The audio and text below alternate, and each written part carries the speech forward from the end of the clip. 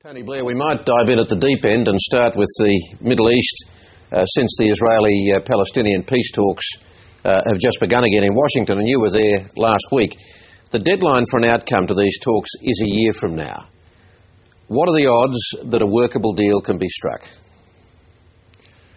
Well, it's a big challenge, obviously, but it's possible. The atmospherics at the White House last week between President Abbas and Prime Minister Netanyahu were very good. Perhaps as important as anything else, President Obama at our dinner really made it clear his own personal determination and commitment to reach an agreement. And the truth is, the issues are well canvassed and well known. So I think provided we can make the changes on the ground that help support the political process, and that's the thing I'm really working on, then I think, we've got a chance. Put it like that, we've got a chance, and this may be our last chance to do it, so we should take it. You must be incredibly conscious that the whole process could be derailed even before the end of the month. When Israel's moratorium on settlement construction on the West Bank ends on that September 26th, the Palestinians have said if construction begins again, the talks will end.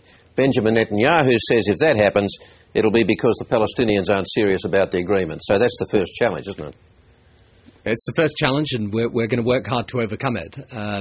Look, the important thing is that nothing is done that inhibits the creation of a Palestinian state and that presumes an outcome to the negotiation before we get the negotiation completed.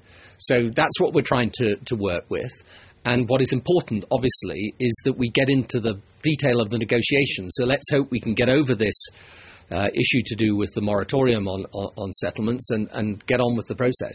Did you get any positive signal from the Israelis in Washington that they are likely to be prepared to extend that moratorium? Well, it's always been very difficult for them, and it was made particularly difficult, actually, by what was a shocking killing of some settlers by Hamas in the West Bank, and that obviously hugely complicates Israeli politics, quite apart from being wrong in itself. So it is difficult.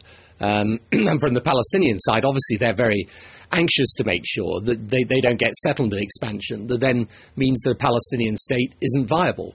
But I think if there's goodwill, we can get over it. And if we do get over it, then the sooner you get on and discuss the issues to do with borders and territory, the sooner this question of settlements takes place in a different context. Because obviously, the whole issue of settlements depends on what territory comes with the Palestinian state and the degree to which some of those settlements, as some will go with the state of Israel. Now, coming to your book, you made clear in your book just how tough a process it was to get that seemingly impossible peace deal for Northern Ireland. How much tougher have you found it thus far to head towards a genuine prospect for peace in the Middle East?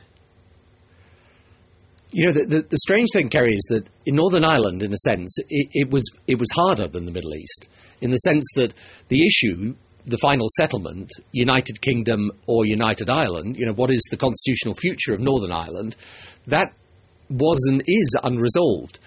The frustrating thing, in a way, about the Israel-Palestine issue is that we do have a final settlement objective that is apparently shared by the international community and by both sides. Two states, secure state of Israel, viable state of Palestine. So we should be able to do it. Now, the politics are immensely complicated and hugely complicated, obviously, by internal divisions on the Palestinian side and by the problems of Israeli coalition politics.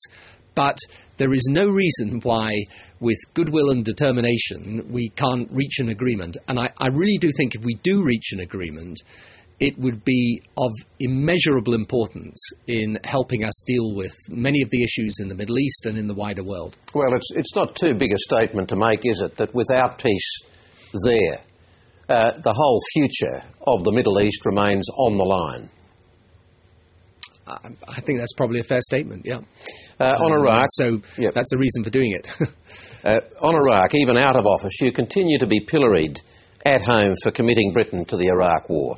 I'm sure in many ways you're used to it by now. You must have a very thick skin on it. But largely on the basis of faulty or overcooked intelligence, as it was perceived to be by many, that Saddam had weapons of mass destruction, And the pelting at your book signing in Dublin last Saturday can't have been pleasant.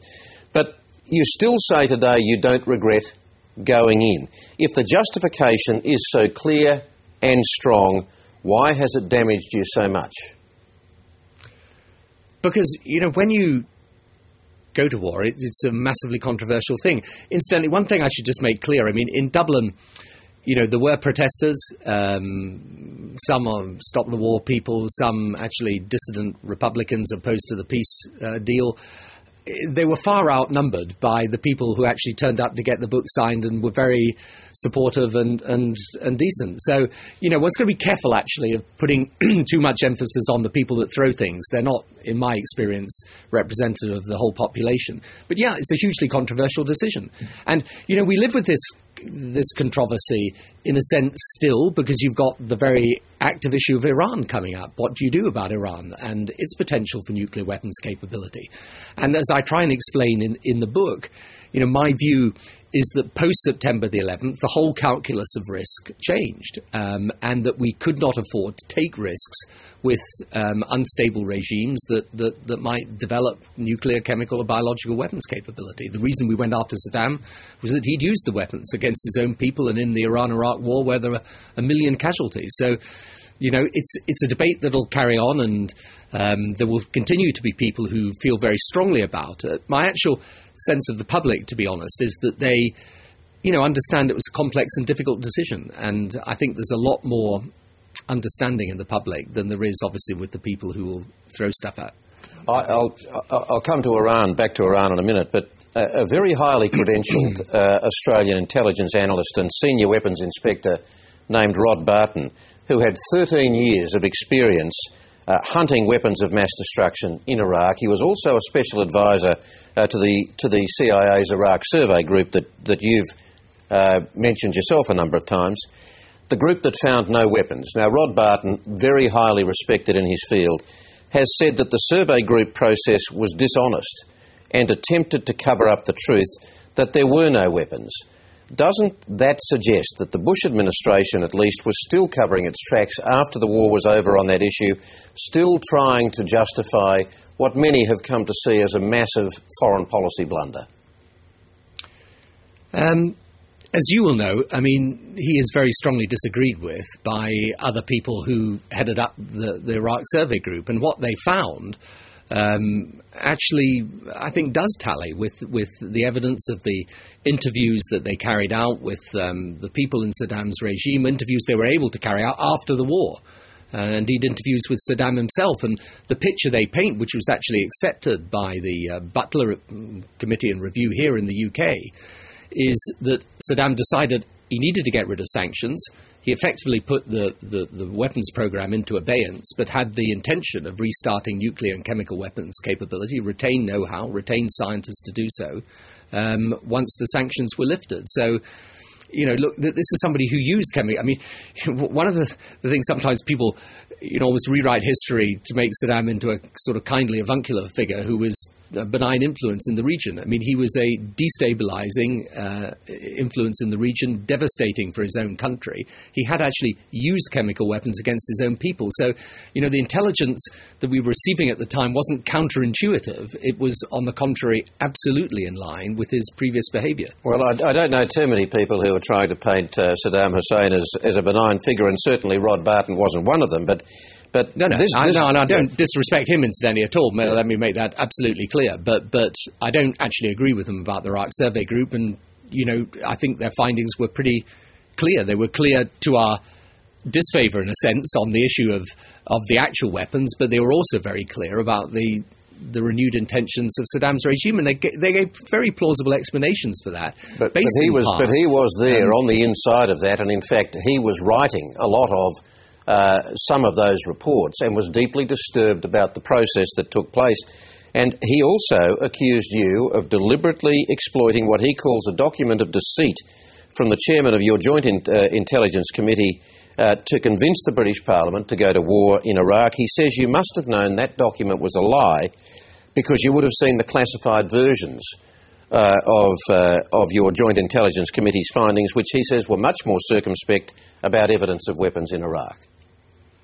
Well, that's just not true. And if that's what he's saying, I'm afraid that, just really doesn't tally with the facts at all. You can go and see on the website what the intelligence I received, the raw intelligence, or the Joint Intelligence Committee reports, rather, that I received. You go and study them. This was study them and tell me that you would conclude... This was the classified part of those documents. I don't know exactly what he's referring to, but if he's referring to the Joint Intelligence Committee reports, which is what the Prime Minister of the UK receives, right? We have an intelligence committee. They assess the raw intelligence. They draw up a report. They give it to the Prime Minister. You go and read it. I mean, and what I say to people is, if you're hunting for a conspiracy on this, you're hunting the wrong thing. It wasn't a conspiracy. Now, you can say it was the wrong decision. That's a different matter. But there was no conspiracy. There was a very, very genuine decision that I happen still to think was right, because I think if you hadn't dealt with Saddam then, you'd have been back dealing with them at a later time, possibly more powerful. And I think that these issues are really... You see, this is where I think, people who talk in that language that you've just described, it's to devalue the political decision that politicians are faced with at the moment, because you've got exactly the same issue in respect of Iran now. What do you do? Do you take the risk? Do you say, look, let's manage this situation. We know this is a bad regime. We know they've got bad intentions, but let's manage it. Let's try and calm it down, park it, hope that over time it will evolve into something more benign? Or do you say, no, I'm sorry, we're going to have to take this issue on because the risk of this regime handling this type of material is too great a risk to run? It's a very, very difficult decision. Well, let's look at that, because you said in an interview on BBC television last week that it's wholly unacceptable for Iran to have nuclear weapons capability, and they should be confronted militarily if necessary. You said, and I'll quote, "I think there is no alternative to that. That is, military intervention if they continue to develop nuclear weapons, and they need to get that message loud and clear." Now, what is the tipping point at which you believe military action should be taken against Iran?